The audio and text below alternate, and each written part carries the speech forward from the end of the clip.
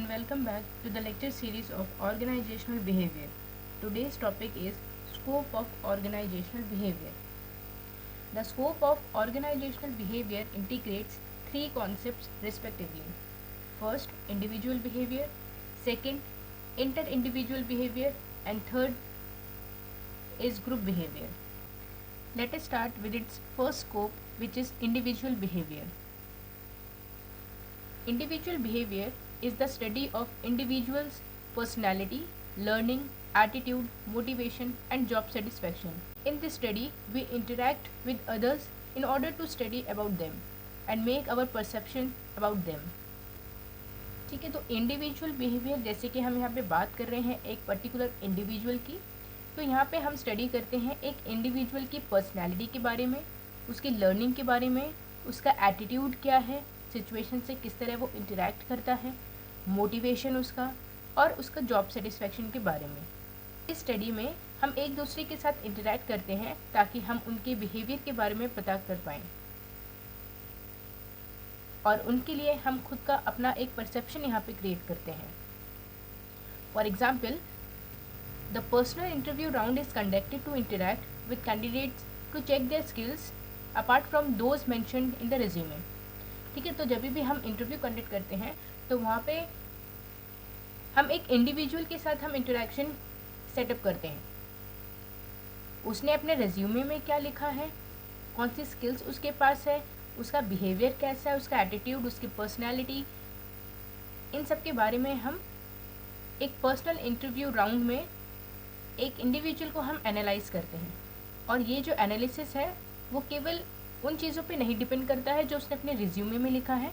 ये जो एनालिसिस है वो उसकी इंडिविजुअल बिहेवियर के ऊपर डिपेंड करता है। The second concept is inter individual behaviour. Inter-individual behavior is the study conducted through communication between the employees among themselves as well as their subordinates, understanding people's leadership qualities, group dynamics, group conflicts, power and politics.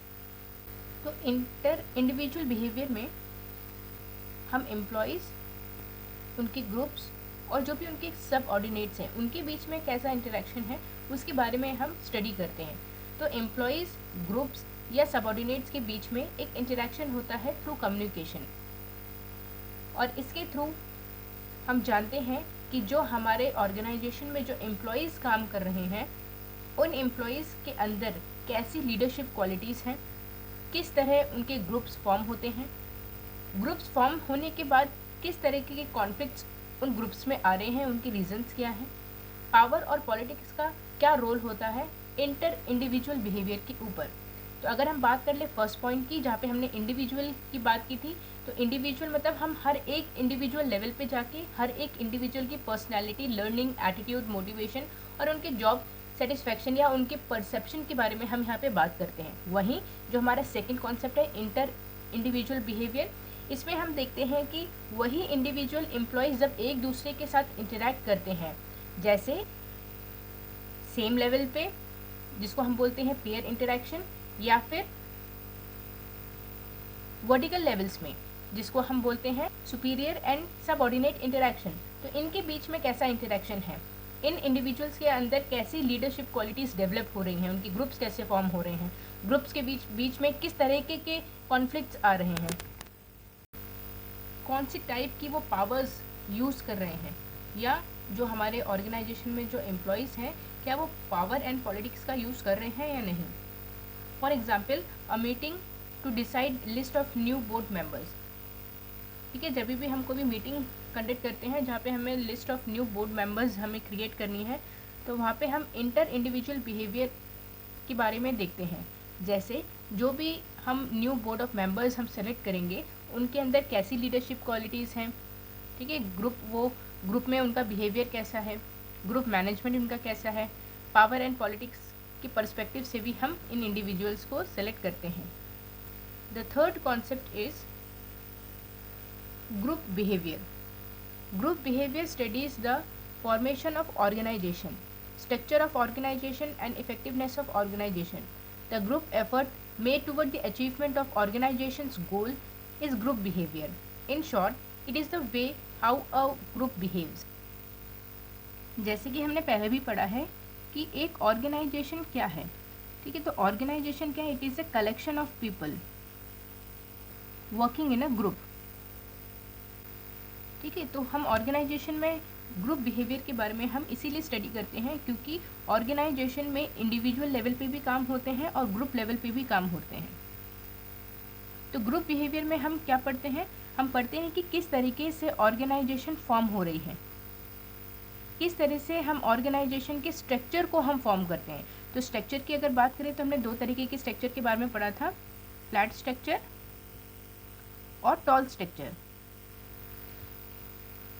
ठीक है। तो toll structure में क्या था? Levels हमारे increase होते जाते हैं और फ्लैट स्ट्रक्चर में हमारा स्पैन ऑफ कंट्रोल या हॉरिजेंटल लेवल पे इंडिविजुअल्स हमारे इंक्रीज होते जाते हैं, ठीक है। तो ग्रुप बिहेवियर में हम ऑर्गेनाइजेशन कैसे फॉर्म होता है, ऑर्गेनाइजेशन के अंदर स्ट्रक्चर्स हम कैसे फॉर्म कर रहे हैं, टॉल कर रहे हैं कि फ्लैट कर रहे हैं, और इनकी वजह से ऑर्गेनाइजेशन का इफेक्टिवनेस कैसा है, ठीक है। कुछ ऑर्गेनाइजेशन होती हैं जो टॉल स्ट्रक्चर में बहुत अच्छा परफॉर्म करती हैं, कुछ ऑर्गेनाइजेशन होती हैं जो फ्लैट स्ट्रक्चर में बहुत अच्छा परफॉर्म करती हैं। फॉर एग्जांपल फ्लैट स्ट्रक्चर हम तब रखते हैं जब हमारे ऑर्गेनाइजेशन का साइज़ छोटा हो या नंबर ऑफ इंडिविजुअल्स हमारे ऑर्गेनाइजेशन में कम हो।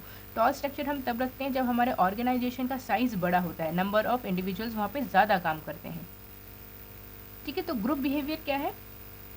Group effort made toward the achievement of organisational goal, ठीक है। ऑर्गेनाइजेशनल गोल को अचीव करने के लिए जो भी ग्रुप में रह के हम एफर्ट्स दे रहे हैं, जो भी हम परफॉर्मेंस वहाँ पे कर रहे हैं, वो है हमारा ग्रुप बिहेवियर, ठीक है। इन शॉर्ट हम ये भी कह सकते हैं कि ग्रुप बिहेवियर क्या है कि किस तरह ऑर्गेनाइजेशन में जो ग्रुप्स काम कर रहे हैं वो बिहेव करते हैं, that is group behaviour. For example strike, rally etcetera. कई बार क्या होता है ऑर्गेनाइजेशन में हम स्ट्राइक्स करते हैं जब हमारी मांगें पूरी नहीं होती, ठीक है, हम रैलीज निकालते हैं। तो ये सब क्या है? ये सब है ग्रुप बिहेवियर, ठीक है क्लास।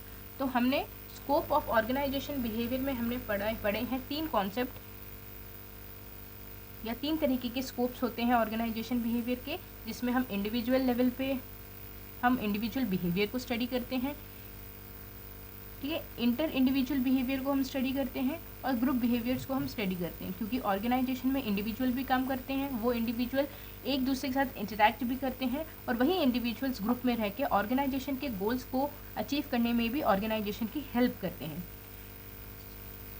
होप कि ये लेक्चर आपको समझ में आ गया होगा।